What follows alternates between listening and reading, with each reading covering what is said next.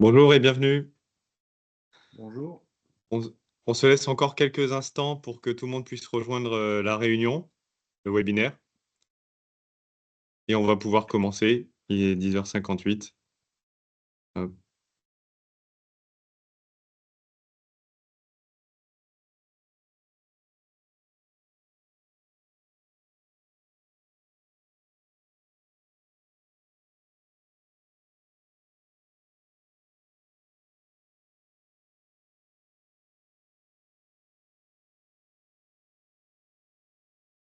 Bonjour.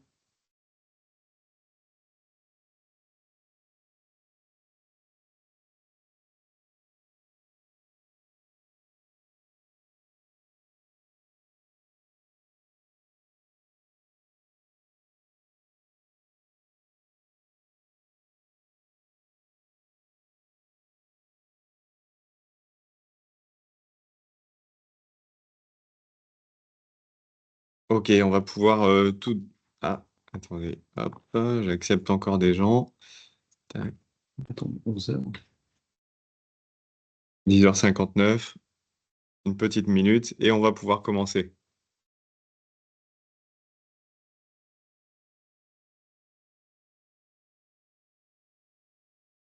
Voilà, il est 11h. Donc, bonjour et bienvenue à tous.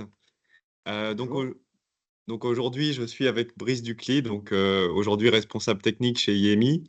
Et moi-même, donc, qui est formateur chez IMI. Donc, on dispose d'un centre de formation, pour rappel, sur l'hydraulique, l'équilibrage, l'expansion. Et donc, vous pouvez d'ailleurs admirer derrière nous notre banc hydraulique sur lequel on réalise des formations mensuelles, donc théoriques et pratiques. Alors, et aujourd'hui, on est là pour vous décrire la directive des équipements sous pression, donc, ce qui est une réglementation européenne dont on va vous présenter le contexte, préciser le contexte, pardon, et on va l'appliquer au système d'expansion, notamment les systèmes de la marque Pneumatex. Euh, Hop, je passe à la slide suivante. Donc, cette série de webinaires 2024-2025 commence par ce sujet. Et on va poursuivre en février 2025 par un nouveau sujet qui est la prévention des boues et de la corrosion dans un système de chauffage ou de refroidissement. Puis en mars, avril et mai 2025, on va couvrir un plus gros sujet concernant les points clés de la rénovation hydraulique dans le résidentiel collectif, avec une première partie sur l'audit hydraulique des chaufferies, puis l'équilibrage hydraulique, et enfin la régulation terminale et les économies d'énergie associées à cette régulation.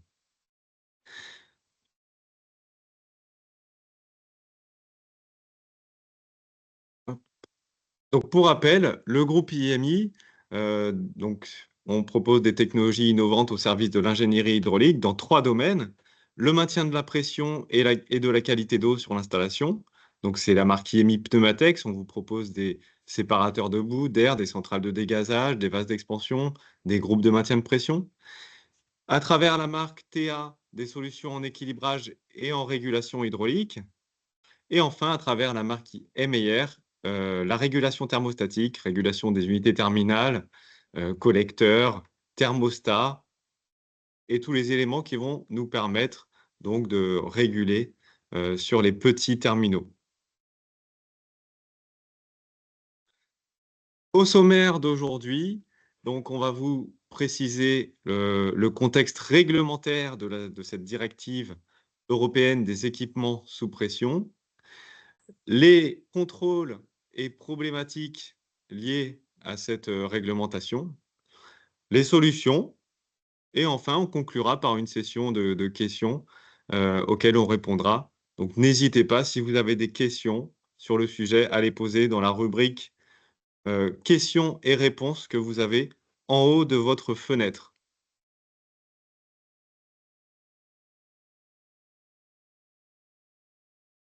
Donc, premièrement, quand on parle de directive des équipements sous pression, et en particulier appliquée au système d'expansion, pour rappel, donc, ces équipements en fait, entraîne des risques. Pourquoi?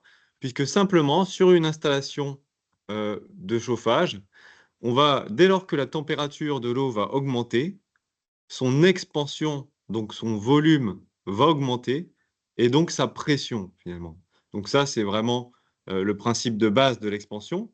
Et si je prenais un système tel qu'un radiateur qui serait complètement isolé, euh, donc pas de communication avec un vase d'expansion ou avec l'extérieur, par exemple à travers une soupape de sécurité, si j'augmente la température de ce radiateur de 1 degré, hop, la pression à l'intérieur du radiateur va augmenter de 4 bars. Donc encore une fois, si ce circuit est fermé. Pour éviter ces problèmes, évidemment, pour éviter cette augmentation de pression de 4 bars qui pourrait entraîner un gonflement du radiateur, voire une explosion, en fait, eh ben, on va utiliser un vase d'expansion qui va accueillir l'excédent de pression, l'excédent de volume, d'accord, pour éviter justement d'encourir les risques d'explosion. Mais maintenant, si c'est ce vase d'expansion qui va recevoir cet excès de pression, cet excès de volume, eh ben, lui aussi est sujet à des risques, évidemment, ce vase d'expansion, s'il est défaillant, s'il est isolé, ou simplement s'il a un problème technique d'exploitation, eh ben, il peut à son tour lui-même exploser, gonfler, et donc entraîner un risque pour l'usager du site. Et donc, c'est dans ce contexte que le vase d'expansion est un équipement sous pression et qu'il obéit notamment à des contrôles réglementaires. Alors, pour vous donner un état des lieux des risques sur ces vases d'expansion, sur ces équipements sous pression, eh ben ici, vous pouvez voir un article de presse locale, donc à Megève, où l'explosion d'un vase d'expansion a entraîné des blessures sur un plombier. Donc, vous voyez, un plombier qui a été blessé à la tête. Il a été blessé à l'oreille et à la tempe. Okay. Donc ces risques ne sont pas anodins, ils existent, hein. Et pour ça, on va voir les contrôles, les précautions à prendre pour éviter justement ces risques. Ici, vous avez une autre installation où on avait un petit vase d'expansion qui, heureusement, cette fois n'a pas entraîné de dommages collatéraux, on va dire. Il s'est simplement desserti le vase et donc vous pouvez voir qu'il est complètement ouvert. Okay. Et enfin, ben là, c'est une plus grosse cuve de stockage. Ici, c'est plus un vase d'expansion, mais vous voyez que sur un site industriel, cette cuve a explosé car elle est montée trop en pression et donc elle a entraîné la destruction partielle du site. Donc voilà, c'est tous ces risques qu'on encourt lorsqu'on va utiliser des équipements sous pression. Pour limiter ces risques ou pour les encadrer, donc l'Europe a créé une directive, la DESP, directive des équipements sous pression. Donc c'est la directive numéro 2014/68/UE et elle catégorise donc ces différents équipements considérés à risque et elle impose des procédés de fabrication, notamment des tests et des obligations sur la résistance des matériaux, les épaisseurs. On a toute une série d'essais qui doivent être réalisés et des audits par des organismes de contrôle sur nos sites de fabrication. Il y a également des conditions de mise sur le marché, des marquages spécifiques sur ces vases, sur ces équipements sous pression. Et puis enfin, la mise à disposition, en fait, on vous doit la mise en disposition de documents officiels durant 10 ans minimum, certificat de conformité, rapport d'essai de pression, dessin technique, épaisseur minimale, etc. Voilà. Et un bureau de contrôle qui doit pouvoir contrôler un équipement sous pression va avoir besoin de cette liste de documents.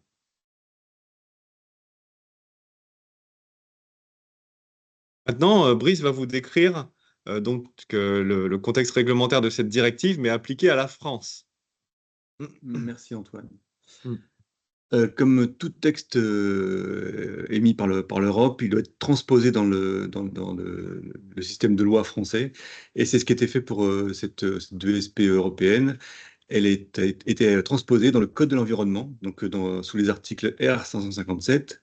Donc ce Code de l'environnement, il régit l'application de la DESP en France et définit les ESP concernés par ces obligations. Puis, un arrêté a été émis le 20 novembre 2017, et cet arrêté, il précise le Code de l'environnement et définit les obligations de suivi, donc ce qui nous intéresse particulièrement aujourd'hui, donc notamment la déclaration et les contrôles de mise en service, dans certains cas, on verra, l'inspection périodique et la requalification périodique. D'ailleurs, on fait souvent référence à cet arrêté plus qu'au Code de l'environnement, hein. Lorsqu'on dit que tel ou tel vase est soumis à l'arrêté, ça veut dire qu'il est soumis à l'arrêté du 20 novembre 2017. Quelques définitions définies dans cet arrêté.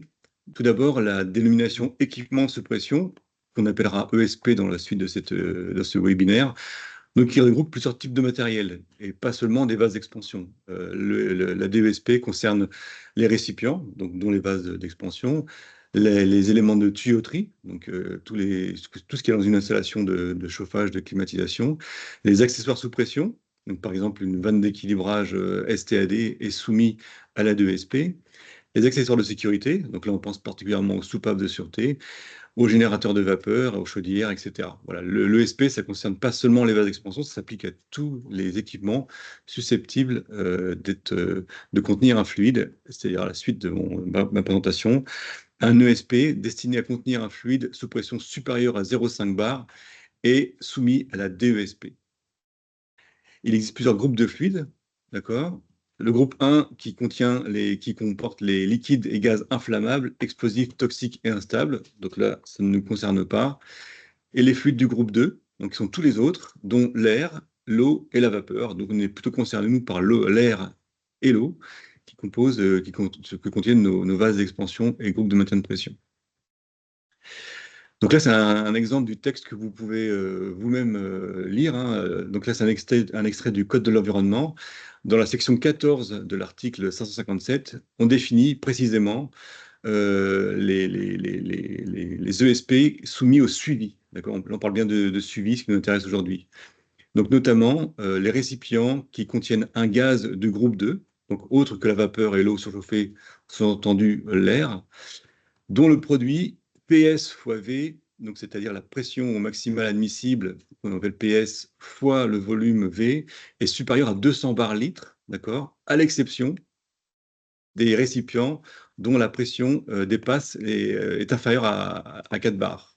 Voilà. En termes plus clairs, voilà, on a traduit ça en termes plus clairs, parce que le code est toujours un peu alambiqué, ça donne ceci, pour simplifier. Un vase d'expansion est un récipient sous pression contenant un gaz de groupe 2, c'est-à-dire de l'air, et soumis à des contrôles réglementaires, qu'on va définir un peu plus tard. S'il remplit les conditions suivantes, il faut que la pression de service, donc la pression de conception, est supérieure à 4 bars, strictement supérieure à 4 bars, et, donc là ça inclut les deux conditions, il faut que le produit de la pression de service fois le volume soit supérieur à 200 bar litres. Voilà. Donc, encore pour simplifier tout ça,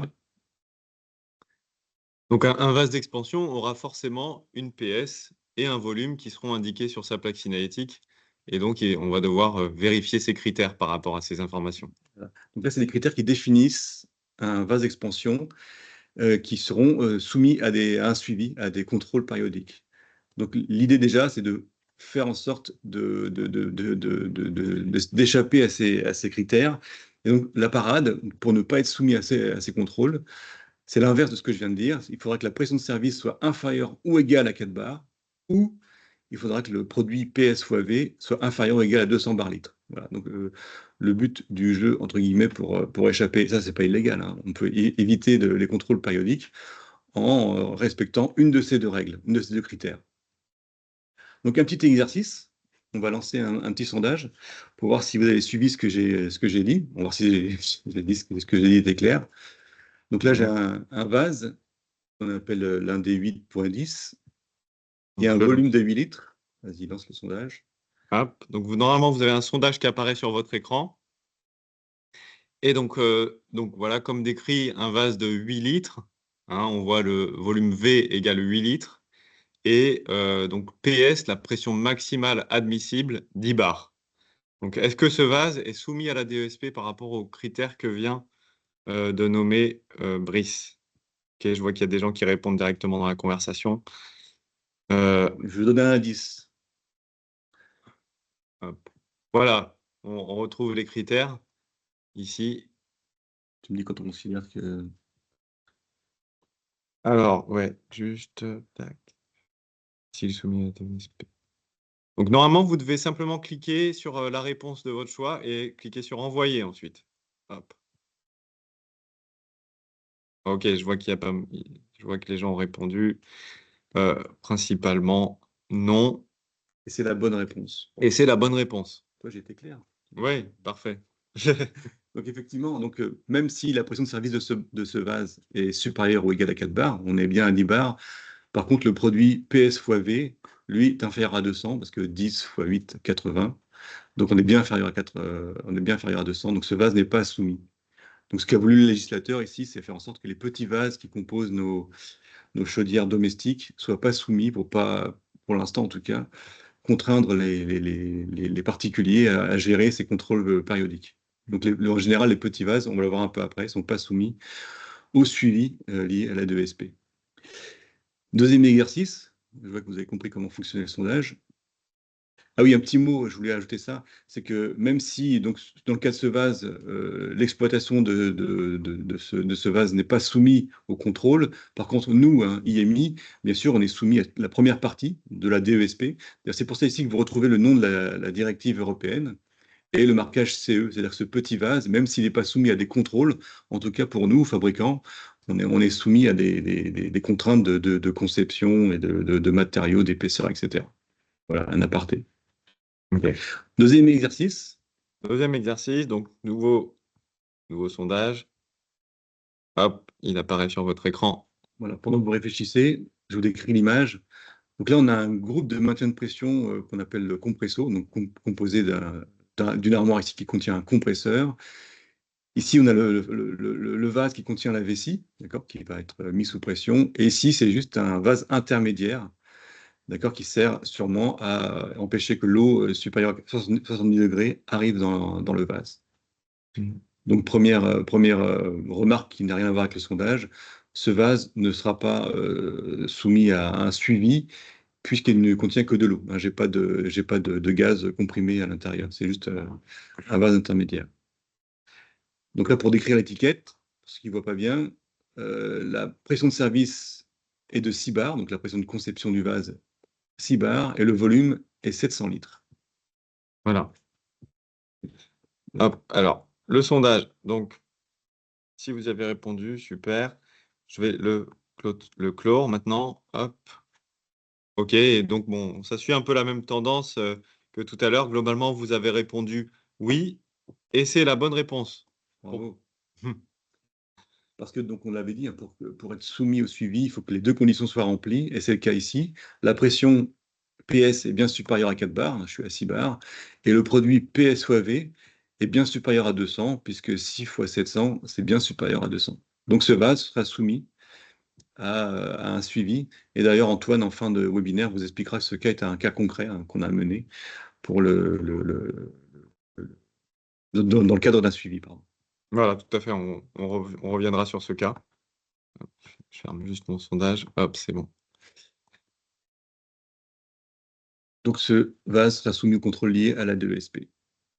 Je poursuis. Donc là, c'est l'extrait du catalogue 2023, d'accord, avant qu'on crée des gammes pour vous aider à contourner, on va dire, les suivis de la 2SP. Donc en 2023, on proposait des vases de type SD, donc les petits vases ronds comme ça, avec une pression de service de 3 bars. Donc bien sûr, vous l'avez compris maintenant, ces vases ne sont pas concernés, parce que ces vases sont plus au catalogue, mais sont encore dans vos installations, hein, dans vos locaux techniques et vos chaufferies, ces vases sont présents. Donc ces petits vases jusqu'à 80 litres, 3 bars, ne sont pas soumis au suivi lié à la DESP. C'est pareil, dans la gamme 10 bars, on a 3 vases, dont faisait partie le vase de l'exercice, puisque la PS est bien supérieure à 4 bars, on est à 10 bars. Par contre, le produit PS fois V est inférieur à 200. Donc ces 3 vases ne sont pas soumis au suivi lié à la 2SP. Le plus gros de ces vases fait 18 litres, 18 fois 10, 180. On est bien inférieur, on n'est pas soumis au contrôle. Ensuite, donc toujours pour ces vases SD ronds muraux, ceux-là seront soumis au suivi de ESP puisque la pression de service est supérieure à 4 bars et le produit PSVV est supérieur à 200 litres bar. Mm. Je fais le même exercice sur la gamme SU, donc la gamme des vases sur pied. Toujours catalogue 2023, on avait encore la gamme 3 bars, toujours les vases que vous avez dans vos locaux techniques aujourd'hui. Donc là, on n'est pas soumis au suivi lié à la 2SP puisqu'on est inférieur à 4 bars. Les vases 6 bars et 10 bars, bien sûr, le sont, puisque à la fois la PS est supérieure à 4 bars et le produit PSVV est supérieur à 200 litres bar. Voilà. Bon, j'espère que c'est clair. Je continue. Donc là, on attaque le chapitre des groupes de maintien de pression, parce que la DESP est claire, hein, même si un vase d'expansion compose un ensemble, il est soumis à la DESP. On ne peut pas le cacher, parce que c'est un groupe de maintien de pression. Donc, premier cas, j'ai un groupe de maintien de pression qu'on appelle transféro chez IMI. Donc, le transféro, pour rappel, hein, c'est un groupe de maintien de pression qui agit sur l'eau, d'accord, à l'aide de pompes. Et dans ce cas, on ne sera pas soumis au suivi des ESP puisque la cuve, d'accord, a une PS de 2 bars. D'ailleurs, ne contient pas de gaz comprimé. Voilà, donc ce système transféro n'est pas concerné par le suivi des ESP. Attention, petit bémol, il y a toujours un vase tampon qui accompagne nos solutions transféro, et ce vase tampon, lui, peut être soumis au suivi des ESP. Mm. Je continue avec le compresso, pardon, notre second système de maintien de pression, composé, comme son nom l'indique, d'un compresseur qui, lui, va comprimer de l'air dans la cuve. Et puisque cette gamme-là était à 6 bars de pression de service, elle est concernée par la suivi des ESP. Donc, vous verrez, on a des solutions aujourd'hui pour essayer de trouver la parade à cette contrainte. OK. Donc là, je vais passer la parole à Antoine qui va nous parler de ce fameux suivi réglementaire et des problématiques que ça entraîne. Voilà, donc là, maintenant, on va regarder donc le suivi des vases qui sont justement soumis à ces critères. Donc, pression de service, pression maximale admissible PS supérieure à 4 bars et rapport pression-volume supérieur à 200, pour rappel. Donc, ici, très simplement, on a une frise chronologique, pardon, avec T0 qui est la date de mise en service de l'équipement. Et on peut voir qu'on a une première échéance T1, donc c'est 3 ans après la mise en service de l'équipement. On va devoir réaliser une inspection périodique de cet équipement, donc de ce vase ou ce maintien de pression, peu importe. Puis on a une deuxième échéance, donc après la première inspection réalisée, on va devoir renouveler au bout de 4 ans cette inspection périodique. Ici, donc le diminutif, c'est IP. Ok, ouais, super. Et enfin, on a une troisième échéance, donc qui est 10 ans après la mise en service de l'équipement, et qui est la requalification périodique. Et donc là, on va avoir un peu plus de choses à faire. Donc je vais décrire juste après ces différentes opérations. Hop, donc au bout de 10 ans, la requalification périodique. Et puis ensuite, on repart sur le process classique. De nouveau, une inspection après 4 ans. Et ensuite, tous les 4 ans, une inspection périodique. C'est un peu comme le contrôle technique de nos véhicules. Ouais, tout à fait. C'est comme le contrôle technique de nos véhicules, tout à fait. On a une première date que lorsque le véhicule est neuf. Et puis, une fois qu'il est en fonctionnement, on a une autre échéance, une périodique pour ce contrôle technique. C'est vraiment la même chose. Là, encore une fois, on rappelle donc les articles qui décrivent ces inspections périodiques. Donc cette fois, on est sur l'arrêté du 20 novembre 2017. Donc c'est là où on retrouve vraiment toutes les opérations de suivi à réaliser. Et donc on voit la période maximale entre les inspections, 4 ans, ok, sauf la première qui doit être réalisée au bout de 3 ans. Et notre inspection va comprendre une vérification extérieure, une vérification intérieure du vase et enfin une vérification des accessoires de sécurité. Donc, je vais préciser ça juste après. Alors, l'objectif évidemment de cette inspection, c'est de vérifier que notre équipement, il permet donc un niveau de sécurité, un maintien en service avec un niveau de sécurité compatible avec les conditions d'exploitation. Donc, les contrôles à réaliser, vérification extérieure et intérieure. et enfin des accessoires de sécurité. Donc, on va parler des soupapes. Et puis, on a des documentations qu'on doit pouvoir fournir lors de cette inspection, notamment un certificat de conformité CE, une notice d'instruction de l'équipement et les documents, le dossier de documents fabricants, donc liés aux épaisseurs et aux tests réalisés sur la cuve. Alors, évidemment, pour réaliser cette inspection, si vous ne savez pas comment vous y prendre ou si vous n'avez pas le personnel habilité pour, on peut vous accompagner. Donc, la vérification extérieure, en quoi ça consiste? Eh ben, simplement, il faut contrôler l'état extérieur global du vase, la présence de rouille, de trous, etc. Donc, on peut voir sur la photo à droite que cet équipement, ben, il est rouillé, il est potentiellement troué. Et donc, on va devoir ben, vérifier s'il satisfait les exigences minimales d'exploitation, notamment en termes d'épaisseur restante sur la tôle. Euh, Et puis, deuxième contrôle à réaliser, ben, c'est un contrôle intérieur, hein, évidemment.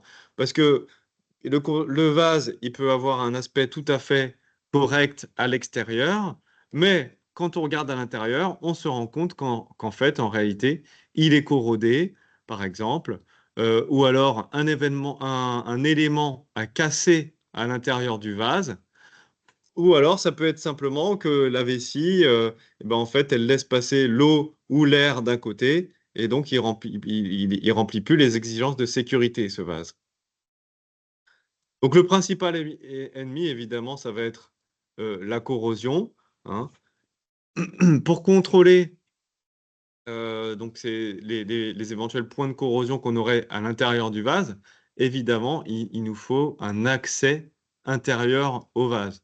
Donc, vous voyez ici un vase d'expansion, OK, avec la cuve en acier, la vessie qui va contenir donc l'eau de l'installation, et puis en haut des accessoires. Et ce qui nous intéresse surtout, nous, c'est le regard endoscopique. Donc, en fait, c'est simplement un accès qui est bouchonné, hein, et donc on va pouvoir dévisser ce bouchon pour y insérer une caméra endoscopique, par exemple. Donc c'est ce qu'on voit ici. On a un accès assez large, on peut y glisser un élément pour visualiser l'intérieur du vase. OK? Donc bien vérifier que votre équipement, il est contrôlable avec ce regard endoscopique, hein. OK? Pour info, ici, vous voyez par exemple une purge en bas du vase. Cette purge, elle est nécessaire pour enlever l'éventuelle humidité qu'il y aurait dans le vase, mais c'est pas ça qui va nous permettre de contrôler l'intérieur du vase, hein. Il faut vraiment un accès libre à l'intérieur.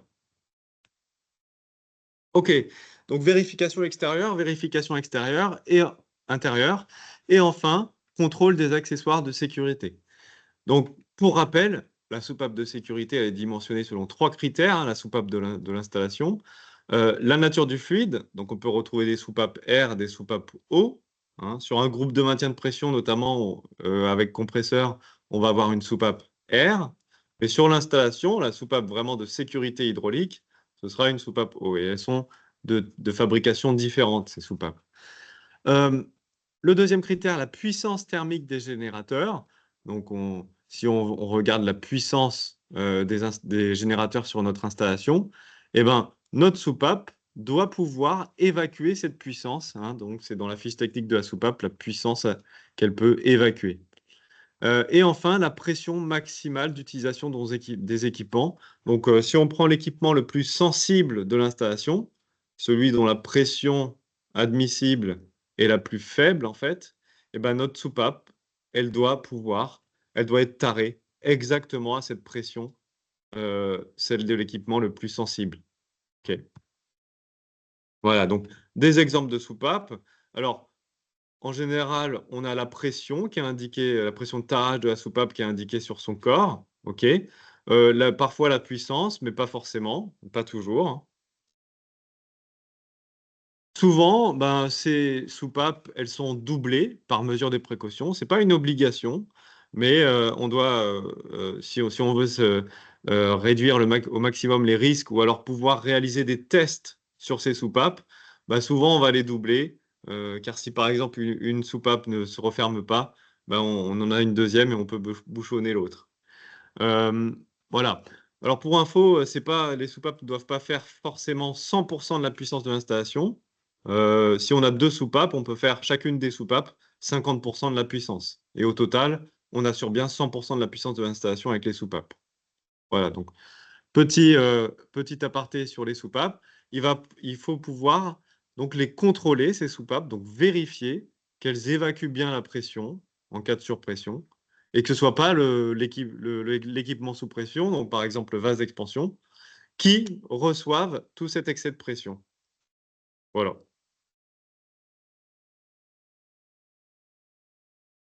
Alors, les tarages classiques pour ces soupapes de sécurité, une installation qui est de faible ou moyenne hauteur, en général, on sera sur des soupapes de 3 ou 4 bars. Alors, 3 ou 4 bars, nous, ça nous va bien, vous l'aurez compris, puisque si on a des soupapes de 4 bars, potentiellement, on va mettre nos vases en dessous de 4 bars en pression maximale, et donc on ne sera pas soumis au contrôle des équipements sous pression. Après, évidemment, sur une installation de plus grande hauteur, donc on peut avoir des soupapes à 6 bars, 7 bars, 10 bars, et bien là, ce sera plus compliqué d'échapper au contrôle des équipements sous pression puisqu'on est au-dessus de 4 bars. Si on prend une installation sanitaire, par exemple, souvent c'est 7 bars, la pression de tarage des soupapes, et là, ben, malheureusement, on sera soumis à la DESP, pardon. Donc, des exemples de soupapes, ici, on en retrouve de toutes les sortes, hein, ces soupapes. Certaines avec levier, d'autres pas. Voilà, d'autres, c'est simplement une molette pour tester la soupape. Il en existe de toutes sortes, des soupapes. En tout cas, on aura toujours la pression de tarage qui sera indiquée sur cette soupape. Ici, 3 bars. Là, 4 bars, on voit pas très bien. 5 bars, 6 bars. OK. Pour info, on propose des soupapes de sécurité hydraulique avec ou sans levier de test. On propose, donc nos soupapes s'appellent les DSV. Et puis quand elles ont la dénomination DGH également, c'est qu'elles ont ce levier de test. Et vous retrouvez évidemment les puissances d'évacuation sur ces soupapes et les pressions de tarage ici. Deuxième test, donc, on vous a parlé de l'inspection périodique avec les différents contrôles à réaliser. Et puis le deuxième, c'est la requalification périodique. Donc, au bout de 10 ans, c'est ce que je vous ai expliqué, 10 ans après la mise en service de l'équipement, et on va devoir vérifier les documents de nouveau, faire une inspection périodique.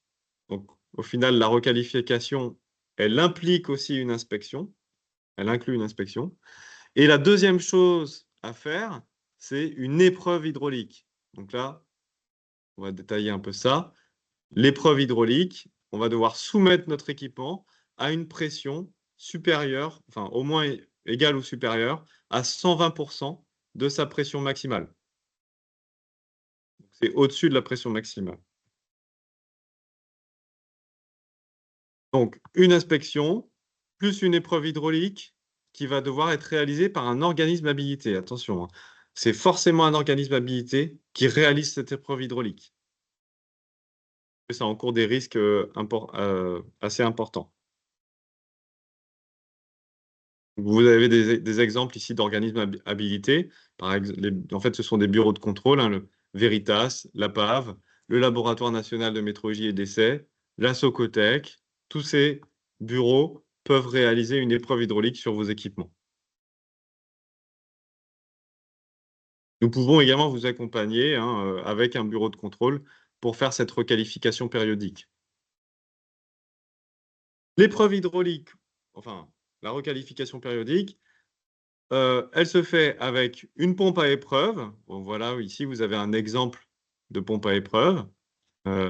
Et on va devoir, en fait, c'est la notion, hein, c'est un peu particulière, c'est qu'on va devoir enlever, extraire la vessie, ok, qui est dans le vase.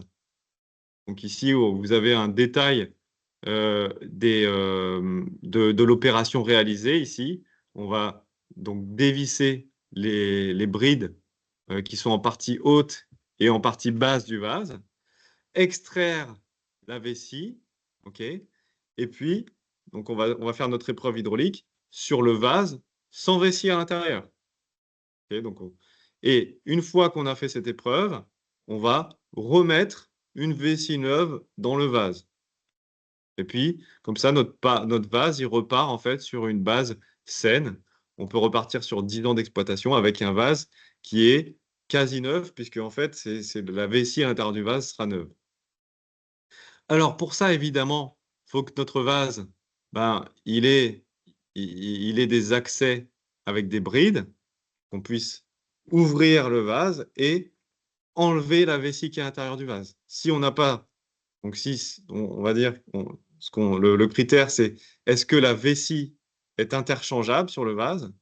Si oui, on peut faire une requalification périodique. Sinon, on ne peut pas.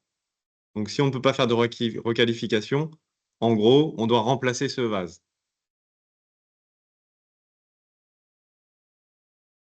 En résumé, donc je reprends la frise du départ. Une inspection périodique sera à réaliser 3 ans après la mise en service de l'équipement, puis tous les 4 ans. Cette inspection, on va devoir vérifier l'état du vase et des accessoires de sécurité. Et ensuite, au bout de 10 ans d'exploitation, on va devoir réaliser une inspection, une épreuve. Okay, et cette épreuve sera forcément réalisée par un organisme habilité. Tandis que les vérifications, ici de l'inspection périodique, doivent être réalisées par une personne compétente, donc qui connaît ces textes, qui les maîtrise, qui sait vérifier, qui connaît les différentes opérations à vérifier, à réaliser sur le vase pour le vérifier, qui a les équipements nécessaires pour le faire. Un cas spécifique, attention, donc ça c'est vraiment un cas très spécifique lié au vase de très grand volume ou de très grande pression. Si le rapport pression fois volume est supérieur à 10 000 bar-litres, alors dans ce cadre, en plus des inspections et requalifications périodiques, notre système va devoir être contrôlé à la mise en service. Donc à la mise en service du système, on doit faire venir un bureau de contrôle qui va valider que la mise en service, elle est OK, et déclarer la mise en service de cet équipement sur la plateforme Lune de l'Adréal. Donc cet équipement, il sera suivi réglementairement au niveau légal par l'Adréal.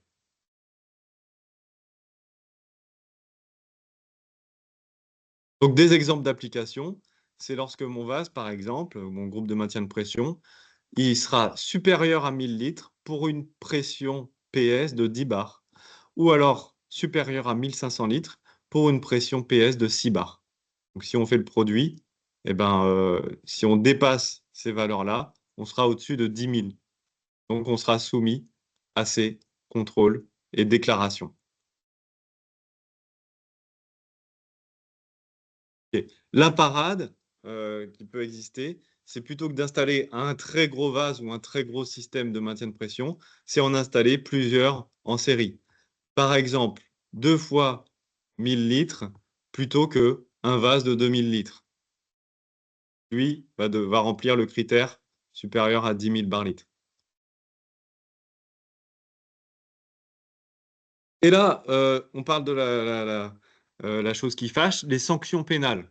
En effet, donc si on ne réalise pas ces contrôles dans les temps, ou alors si on les ignore, eh ben on peut être punissable en tout cas l'exploitant de l'installation, le propriétaire de l'installation peut être punissable de 2 ans d'emprisonnement et 75 000 euros d'amende.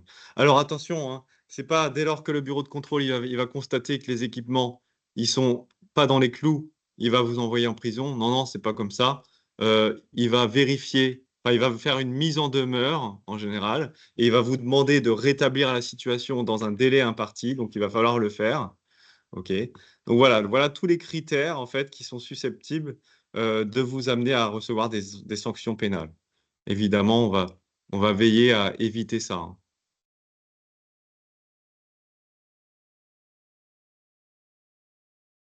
Et puis, dernière étape, donc les parades, hein. Maintenant qu'on a établi tous ces contrôles et les sanctions liées à ces contrôles, comment on va pouvoir s'affranchir de ces contrôles? Et ça, donc Brice va vous l'expliquer. Tout à fait. Donc, on le voit, les inspections sont un peu contraignantes à mettre en œuvre.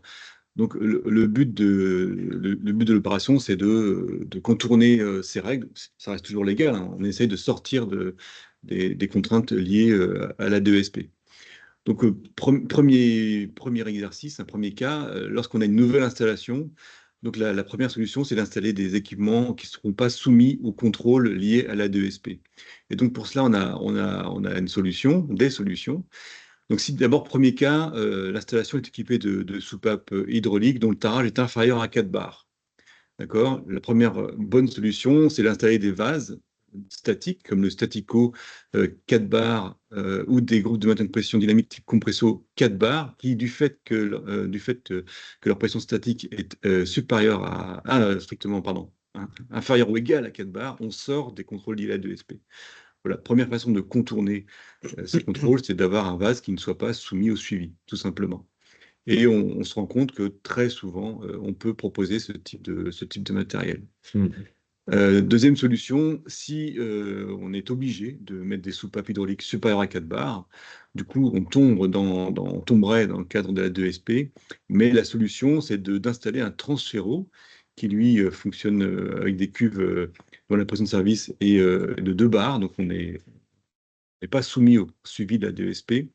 Donc, seul bémol, hein, je vous le disais tout à l'heure, hein, le vase tampon qui accompagne ce transféro, ce qui est souvent de petits volumes, lui, sera soumis au suivi lié à la 2SP. Donc voilà, première solution. Quand vous nous demandez un chiffrage pour du matériel de vase de statique ou dynamique, on va essayer de vous orienter vers une solution qui ne rentre pas dans le cadre du suivi de la 2SP, en vous proposant par exemple de pourquoi mettre votre soupape à 6 bars, vous n'en avez pas besoin, on met une soupape à 4 bars, et comme ça on évite le tracas du suivi. Donc dans notre nouveau catalogue, tout à l'heure je vous ai montré le catalogue 2023, dans notre nouveau catalogue 2024, donc celui que vous avez sous la main sûrement, on a mis en place des gammes qui permettent d'éviter ces suivis. Donc par exemple le Statico, on avait auparavant une gamme 3 bars, aujourd'hui le Statico a une gamme PS 4 bars. D'accord. Donc l'avantage, c'est que du coup, on n'est plus soumis à l'arrêté du 20 novembre 2017, on n'est plus soumis au suivi. D'accord? On a fait la même chose pour le Compresso. Le Compresso existe maintenant avec une gamme à 4 bars, donc ce coup-ci, qui complète la gamme 6 bars. La gamme 6 bars existe toujours, mais le Compresso 4 bars, par exemple, permet de monter, d'être installé sur une installation dont la hauteur statique est à 28 mètres. D'accord? Donc 28 mètres, ça fait 9 niveaux. Ouais, ça fait 2 sous-sols, par exemple, et 7 étages. Donc ça rentre dans la plupart des cas, très souvent, en tout cas, on rentre dans cette plage de fonctionnement. Et on a la même chose pour le Simply Compresso, qui permet des volumes plus petits. Donc voilà, donc un premier moyen d'éviter les suivis, c'est d'installer des vases qui ne rentrent pas, qui ne sont pas soumis à l'arrêté du 20 novembre 2017. Deuxième solution, vous avez une installation dont la pression maximale est inférieure à 4 bars, mais on a installé un vase d'expansion dont la pression de service est supérieure à 4 bars. D'accord? Parce que par exemple, vous avez que des vases 6 bars à disposition, vous avez mis un vase 6 bars, mais votre installation ne fonctionne qu'à 4 bars. Donc là, il est possible de déclasser le vase. Donc là, c'est un travail plutôt documentaire, hein.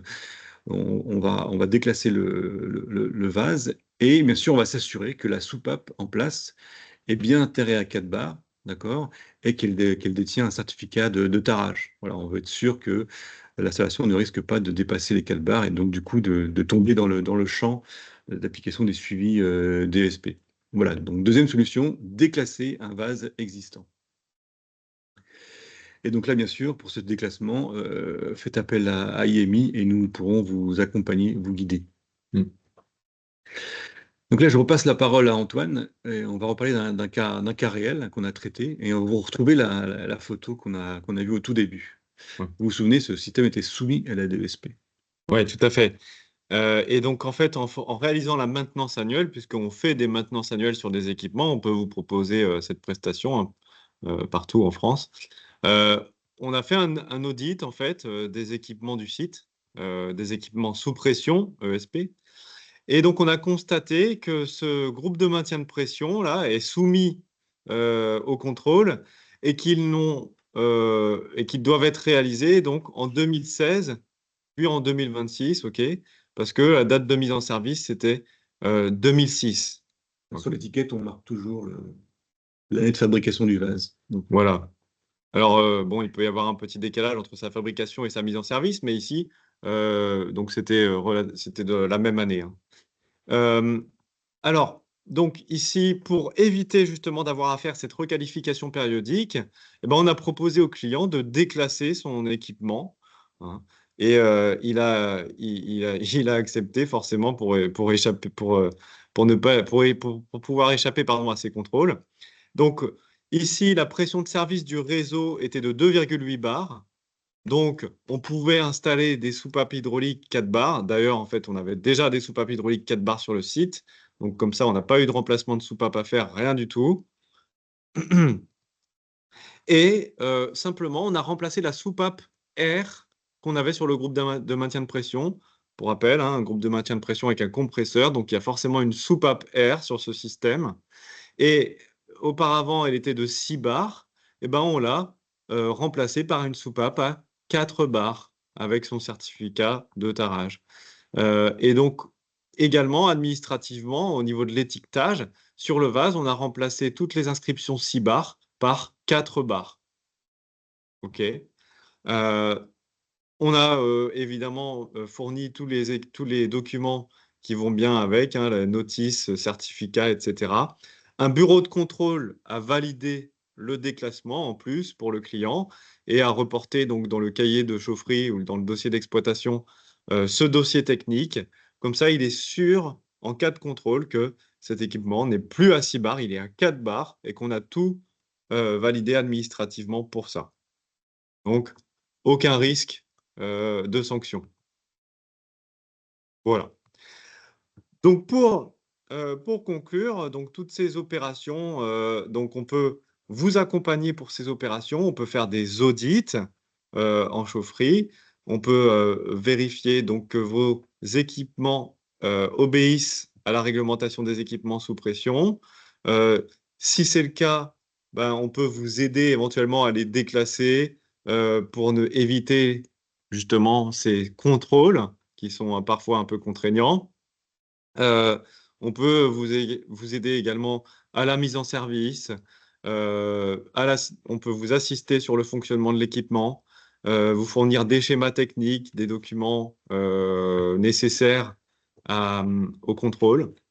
Et puis, ben, comme je vous l'ai expliqué juste avant, on fait des maintenances annuelles, on réalise des maintenances annuelles. Donc, n'hésitez pas à faire appel à nous pour vérifier donc, que vos équipements sont bien dans les clous.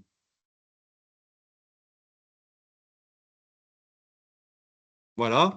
Alors, juste pour conclure, donc la réglementation des équipements sous pression, elle implique évidemment de bien connaître les équipements qui sont sur votre site et leurs critères d'éligibilité. S'ils sont éligibles à la DESP, donc des contrôles vont devoir être réalisés, une inspection périodique, une requalification périodique également, avec plusieurs échéances dans le temps. Et pour les éviter, ces contrôles, eh ben, on va essayer de dimensionner notre installation avec une pression inférieure à 4 bars. OK.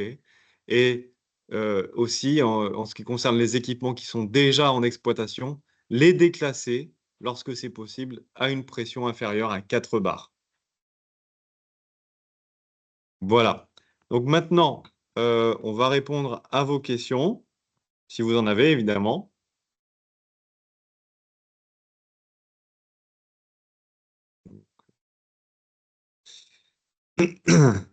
Alors, donc j'ai une question. De quelle manière la personne compétente atteste-t-elle des inspections? Donc pour attester des inspections, la personne compétente va devoir en fait rendre un rapport dans le cahier de chaufferie indiquant les contrôles réalisés, ok, et qu'une inspection périodique a bien été faite à une date donnée. Donc on va devoir rendre un document et l'inscrire dans le cahier le dossier d'exploitation ou le cahier de chaufferie, euh, donc pour attester de ces inspections périodiques. Je crois que la personne compétente m'intéresse. Oui. Alors, que veut dire personne compétente, du coup? Alors, personne compétente, c'est très simple. C'est décrit, en fait, dans l'arrêté du 20 novembre 2017. Tous les termes qu'on utilise ici sont décrits et définis dans cet arrêté ou dans le Code de l'environnement via les articles qu'on vous a donnés. Et donc, si je reprends l'article de l'arrêté du 20 novembre 2017, une personne compétente est une personne apte à vérifier apte à pouvoir réaliser une intervention sur cet équipement, ok, apte à reconnaître lors de l'inspection périodique les défauts que présente l'équipement et en apprécier la gravité. Donc, en fonction des documents techniques du fabricant, vérifier par exemple les épaisseurs minimales de la tôle, donc du vase d'expansion, ok. Il doit pouvoir également rédiger un plan d'inspection de ces équipements et enfin valider la bonne mise en œuvre donc de ces contrôles. Voilà. Si vous voulez plus de détails, vous pouvez consulter l'arrêté du 20 novembre 2017 ou éventuellement nous contacter par la suite pour vous préciser ces éléments-là.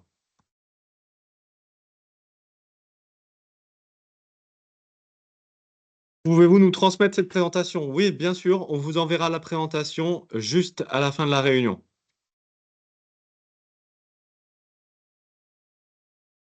Alors, lorsqu'on achète un GMP chez un distributeur, ne serait-il pas judicieux de mettre dans l'offre de prix, attention, matériel soumis à la DESP qui doit subir un contrôle dans 3 ans, ou serait-il possible que le fabricant puisse faire évoluer ses étiquettes avec la prochaine date de contrôle? Très bonne question. Alors, que le fabricant puisse faire évoluer ses étiquettes avec la prochaine date de contrôle. Je n'en suis pas sûr. Bon, Parce que l'étiquette est très normalisée, mais ouais, parce que l'idée n'est l'étiquette pas est... mauvaise. Mais c'est une très bonne idée, en effet. Euh, c'est... Merci pour cette proposition, en tout cas. On vous fera un retour si on peut le faire ou non.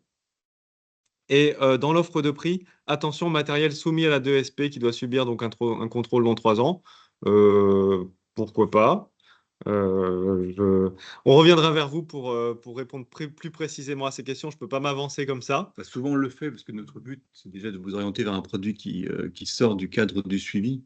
Ouais. Et moi, après, l'idée, c'est que on travaille avec des professionnels qui sont censés le savoir, mais c'est vrai qu'on peut, dans le cadre d'un conseil, vous le préciser, mais je suis sûr que c'est fait la majorité du temps. Et à Ouais, vérifier, bien sûr. bien sûr. Alors, une des difficultés rencontrées pour les installations neuves est d'obtenir des DOE donc des DOE, c'est dossier d'ouvrage exécuté, avec fiches techniques comprenant tous les documents techniques servant aux requalifications.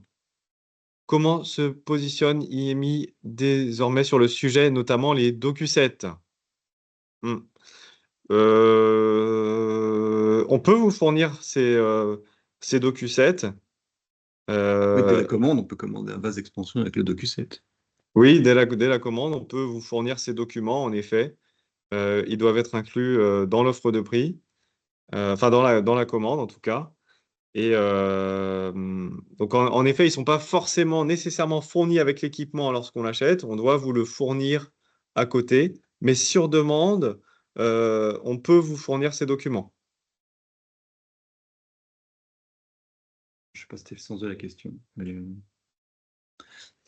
Euh, la question c'était est-ce qu'ils peuvent être fournis en gros dans les DOE avec fiches techniques comprenant tous les documents techniques. Oui, c'est ça. Donc ça, encore faut-il que à la mise en service de l'équipement, ils aient été fournis, donc ils aient été demandés ces équipements. Voilà ce que je peux dire là-dessus. Si c'est pas assez clair pour vous, on peut revenir vers vous sur cette question.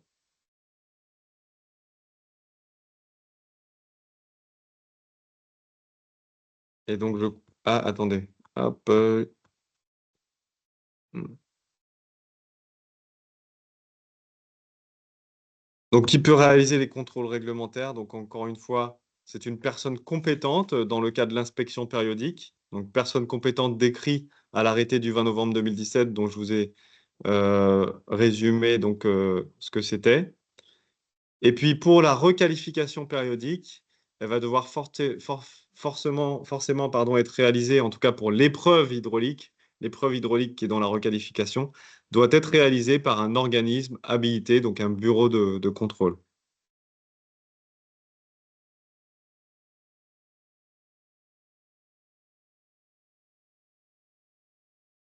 Voilà, alors, donc on a répondu à toutes les questions, sauf si j'en ai raté. De toute façon, disponible, bien sûr, après le webinaire. Vous écrivez à IMI, comme vous le savez. Oui. Alors, donc tous les documents, donc le support de présentation, et puis également on a des documents qui résument un peu donc ces contrôles à réaliser et ces critères. Pouvez les retrouver éventuellement dans la conversation du webinaire, ou sinon on vous les renverra dans tous les cas par mail après la présentation, après la réunion. Ok. Je te propose de Voilà. mettre fin au webinaire. Voilà, merci pour votre attention. Et puis, on vous souhaite une très bonne journée et on vous donne rendez-vous en février 2025, donc pour un webinaire cette fois sur la prévention des boues et de la corrosion des installations. Merci à tous. Au revoir tout le monde. Au revoir.